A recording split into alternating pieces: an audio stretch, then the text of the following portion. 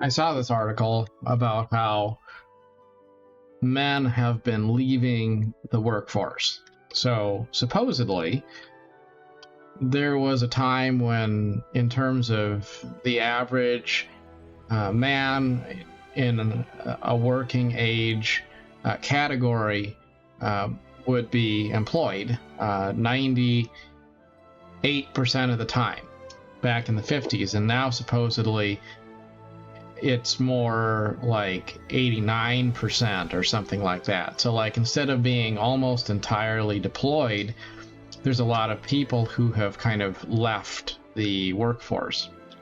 And I was thinking about how, why would that be, right? Like, people need jobs. People don't want to be hungry at the end of the day. People don't want to be homeless, and by and large they aren't. So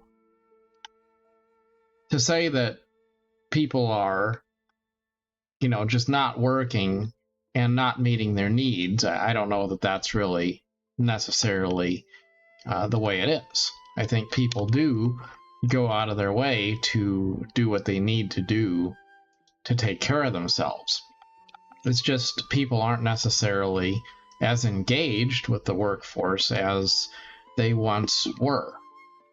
And I was thinking about my own personal experiences as somebody who's, I've been thinking about switching jobs or doing something different. And why have I been thinking about this? Well, it's not because I don't make good money. It's actually nothing to do with that. It's that I want to do something that is meaningful. I want to do something that feels like it's stimulating. I want to do something which potentially empowers me to feel like I'm using my talent to its fullest potential.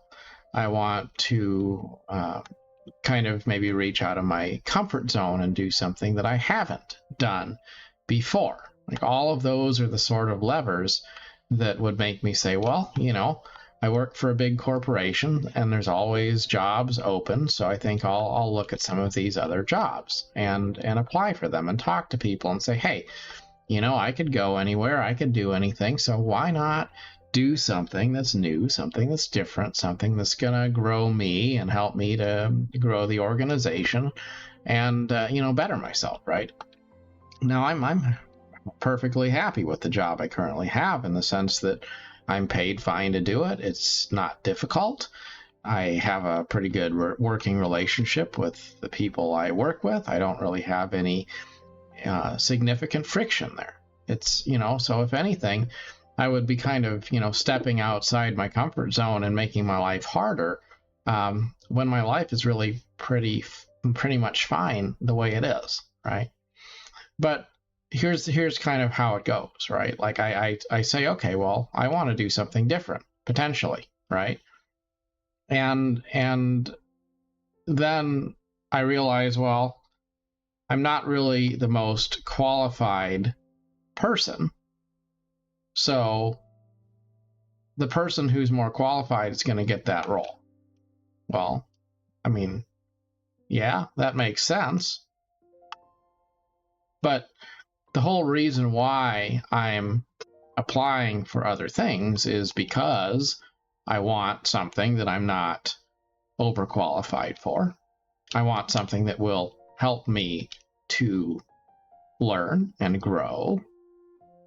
And so what happens if I don't get that position? It starts to be too much trouble. And, I realize, well, maybe that's just not meant to be, right? Well, then I decide, okay, well, I guess I'll just stay where I'm at.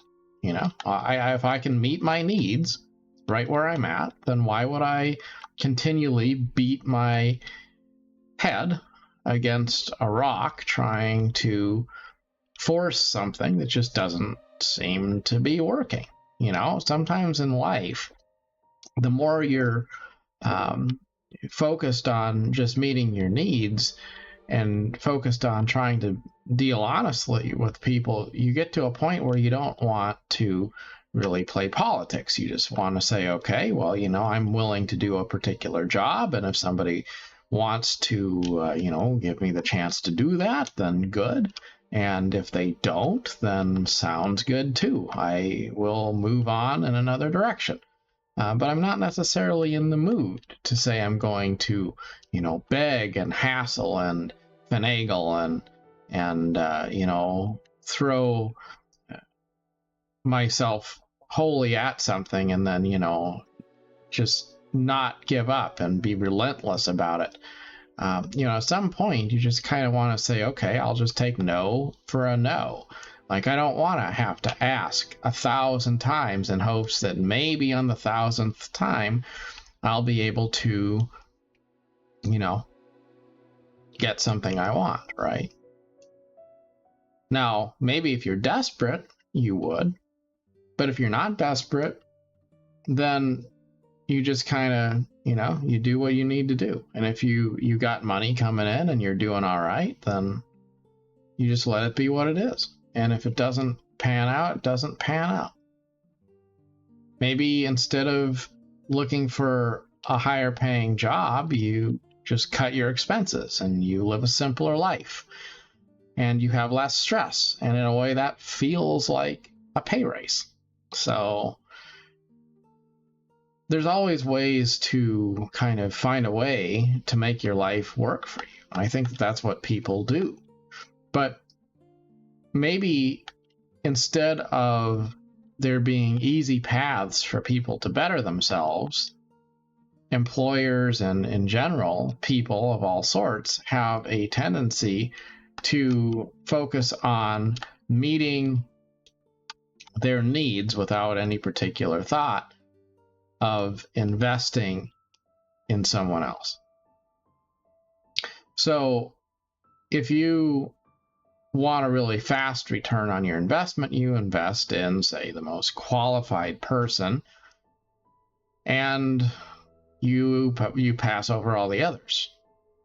But if you wanted maybe a better long-term return, you would invest in the person with the most potential, because you would rather have less benefits up front and more benefits on the backside, right? It's like if you could plant one set of seeds and you get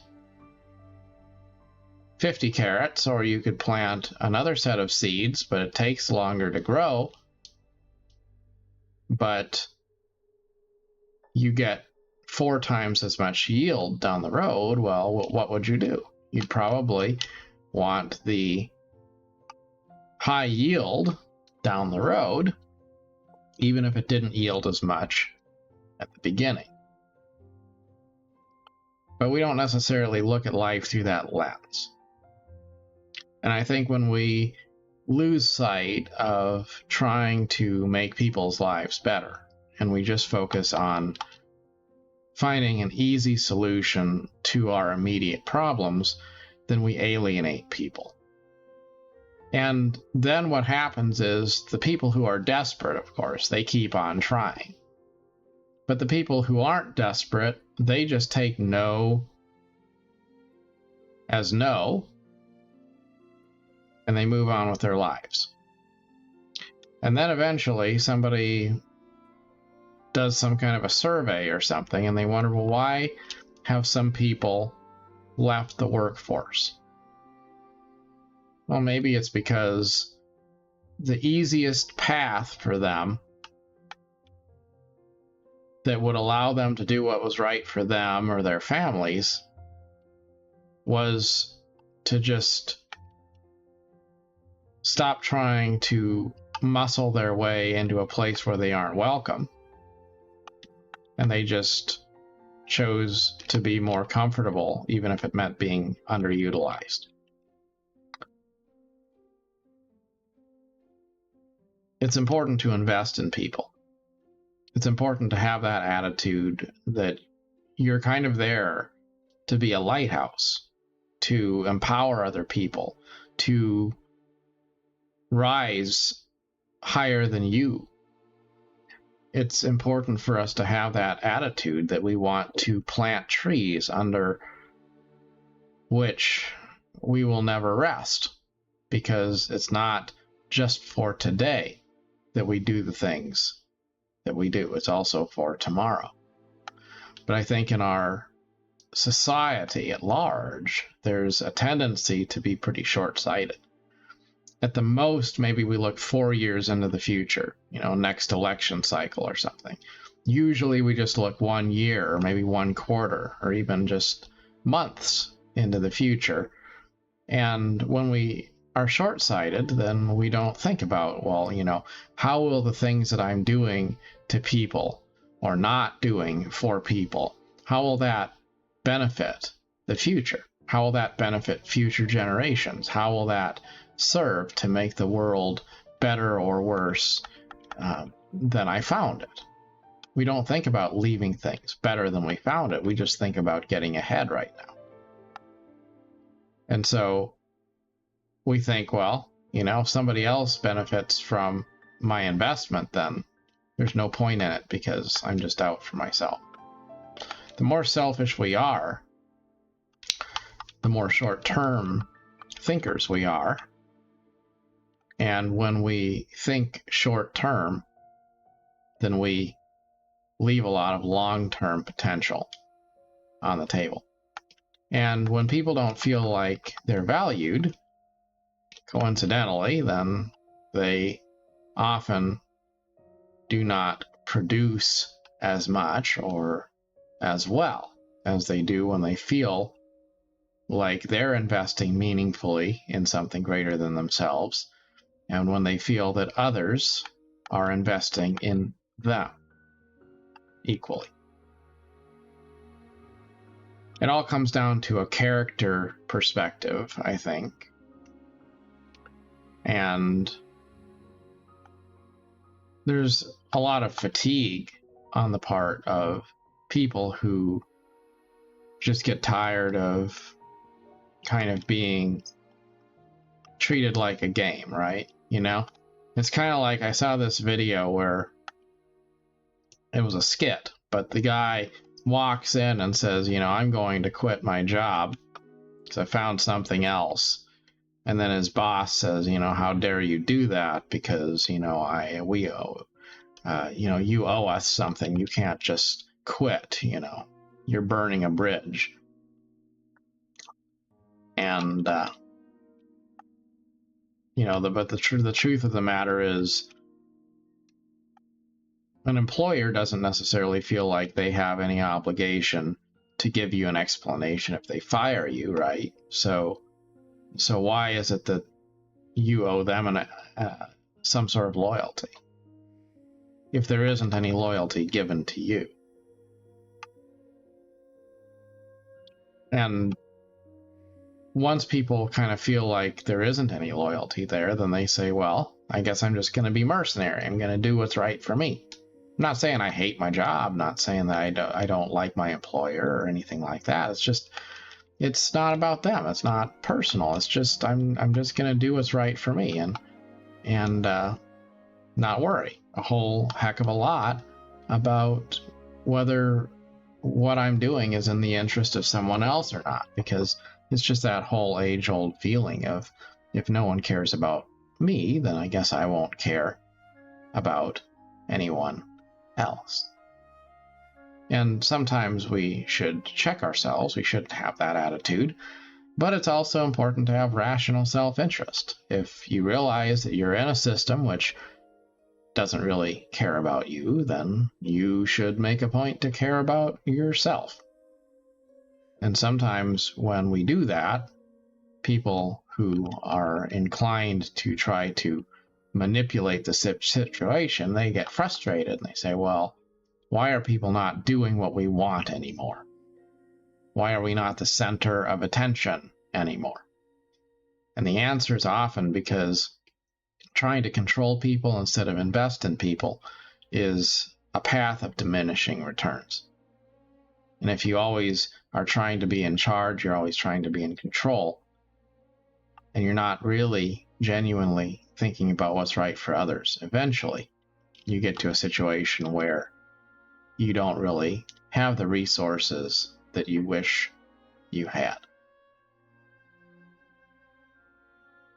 Now, we can't control what other people do, but I do think that there's a lesson of importance there, that you should always do what's right for yourself. You should always try to live your life below your means so that you can do what's right for you. You don't want to be in a situation where you're 30 days away from being homeless or something like that. You can be a better steward of your resources and then have a little bit more leverage in your hand to deal with all of the different office politics that you might encounter in life. And if we're in a position to help other people, we should always have that attitude of, how can I help? How can I serve? How can I leave it better than I found it? As always, good luck on your adventure. Till next time, thanks so much for watching.